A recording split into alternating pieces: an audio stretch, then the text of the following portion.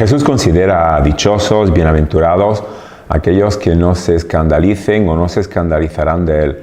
Esto quiere decir que su manera de actuar, su comportamiento, también su mensaje, van a ser rechazados por muchos, sobre todo por los que tienen el poder o por los que están dominados por la institución religiosa, que no son capaces ni de opinar ni de pensar de una manera libre y que ven en Jesús pues algo blasfemo porque no respeta las tradiciones ni las normas del pasado. En esto consiste el escándalo, que Jesús tenía una capacidad enorme de romper todas esas categorías del pasado, esas tradiciones o prejuicios que no permitían el crecimiento humano ni tampoco la realización de ese diseño de salvación del Padre en la tierra. Y esto nos cuenta el evangelista Mateo en el tercer domingo de Adviento, cuando presenta a Juan el Bautista, que está en la cárcel, que ha sido detenido por Herodes Antipas, que también lo considera un personaje peligroso, porque Juan el Bautista ha hecho una denuncia muy fuerte de la corrupción, sobre todo en relación a los que detienen el poder, y porque Juan el Bautista atrae mucha gente, es un punto de referencia para el pueblo.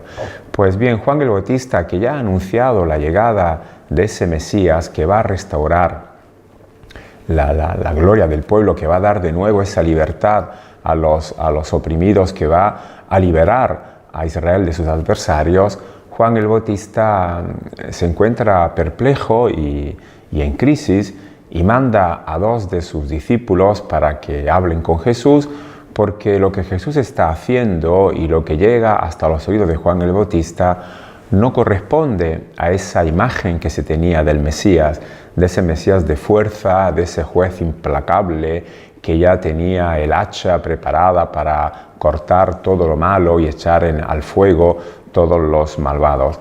Jesús no está haciendo nada de todo eso y por eso los discípulos de Juan el Bautista, que es interesante que todavía haya un grupo que sigue apegado a este personaje, a Juan el Bautista, que no se han decidido a seguir a Jesús. Esto quiere decir que Juan el Bautista daba más seguridad, era más conveniente estar con él. Pues bien, estos dos discípulos fueron a Jesús a preguntarle: ¿eres tú el que tenía que venir o esperamos a otro? Le ponen como una especie de dictamen al que tiene que pronunciarse. Y Jesús le respondió: id a contarle a Juan lo que estáis viendo y oyendo. Ciegos ven y cojos andan. Leprosos quedan limpios y sordos oyen. Muertos resucitan y pobres reciben la buena noticia.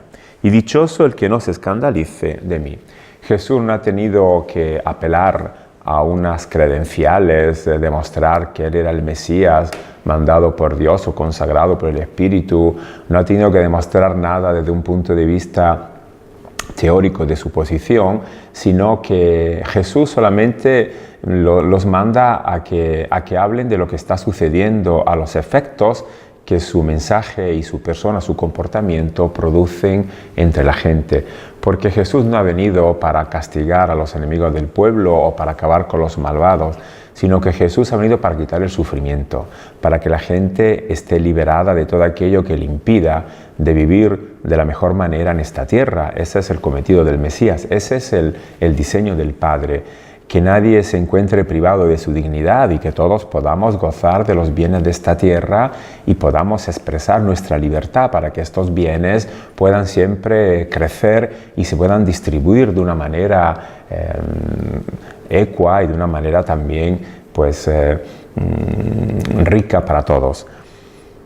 Estas 6 obras que Jesús enumera recuerdan a los 6 días de la creación en los que Dios creó todo el universo. Esa armonía con la que Dios ha pensado su obra, esa armonía es la que Jesús quiere manifestar liberando de aquello que impide tal equilibrio, tal armonía, el dolor, el sufrimiento, la injusticia, la privación de libertad. Por eso Jesús dice: dichoso el que no se escandalice de mí, dichoso el que ve en estas obras la mano de Dios, la realización de su diseño. Se trata de permitir ese crecimiento humano y de hacer que todos los seres, todas las criaturas, puedan realmente participar de ese proyecto del Creador y puedan sentir la armonía que ese proyecto contiene. Pero Jesús añade también ahora un elogio de Juan el Bautista. Mientras se alejaban, Jesús se puso a hablar de Juan a las multitudes. ¿Qué salisteis a contemplar en el desierto? ¿Una caña sacudida por el viento? ¿Qué salisteis a ver? Si no, un hombre vestido con elegancia. Los que visten con elegancia, ahí los tenéis, en la corte de los reyes. Entonces, ¿a qué salisteis? ¿A ver un profeta? Sí, desde luego, y más que un profeta. Jesús considera a Juan el Bautista un profeta, un enviado por Dios. Cuando Dios tiene que enviar a alguien para que exprese su voz, para que sea portador de su mensaje, nunca busca a la gente de la institución, a la gente que está sorda, que no se muestra atenta a lo que Dios enseña, sino que son hombres o mujeres que saben aceptar esa propuesta de Dios, y Juan el Bautista la ha hecho de una manera muy coherente, tan coherente que Jesús lo considera que es más que un profeta, porque Juan no ha mirado a su conveniencia, no es como dice Jesús, esta imagen, esas cañas sacudidas por el viento, una imagen típica del lago de Tiberíades, donde no faltaban estas plantas, estos cañaverales, que cuando hacía viento pues se agitaban. Imagen de las personas que nunca tienen una posición fija y coherente, sino que se mueven según sus conveniencias. Juan no ha sido así. Juan ha sido siempre muy claro en su posición, y tampoco Juan ha sido un cortesano. No se puede confundir con los que frecuentan los palacios, las cortes, los lugares del poder, sino que ha sido todo lo contrario. Ha buscado un lugar alternativo como el desierto para denunciar esa corrupción que pues atentaba a la dignidad del hombre.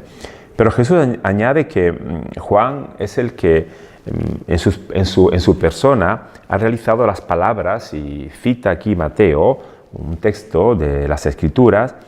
Él es de quien está escrito: mira, yo envío mi mensajero delante de ti, él preparará tu camino ante ti. Se está hablando de quien va a ir permitiendo que el proyecto, la obra de Dios se vaya realizando, los mensajeros que han mantenido fidelidad a esa obra y que han permitido que el camino se fuera allanando para que la presencia de Dios en la tierra con su enviado se pudiera realmente realizar. Y acaba Jesús, así que Juan es el que ha dado cumplimiento a estas profecías del pasado. Y acaba Jesús diciendo: os aseguro que no ha nacido de mujer nadie más grande que Juan el Bautista, aunque el más pequeño en el reino de Dios es más grande que él. Jesús considera a Juan el culmen de la etapa pasada, esa etapa antes de la llegada del reino. Y entre los nacidos de mujer, Juan es el más grande porque ha sido el que ha preparado pues la llegada de ese enviado, de ese Mesías consagrado. Pero ahora que con Jesús se ha abierto la nueva etapa, la última y definitiva etapa en la historia, ahora lo importante no es nacer de mujer, sino lo que cuenta es nacer del Espíritu, ser criaturas generadas en ese amor. Y por eso dice Jesús: el más pequeño en el reino, en esa sociedad nueva que Jesús inaugura, es más grande que él, porque los que nacen de espíritu son personas que saben establecer relaciones de igualdad, de solidaridad, de fraternidad con todo. Y esta es la característica del reino. Y para ello es necesario alejar cualquier forma de juicio, cualquier forma de amenaza, cualquier forma de castigo. Esto Juan todavía no lo podía comprender, pero con Jesús ahora está claro, y ahora es la propuesta para poder ser con él capaces de realizar ese proyecto. Si no nos escandalizamos de su palabra, seremos como Jesús, personas capaces de ir eliminando el sufrimiento y el mal sobre esta tierra.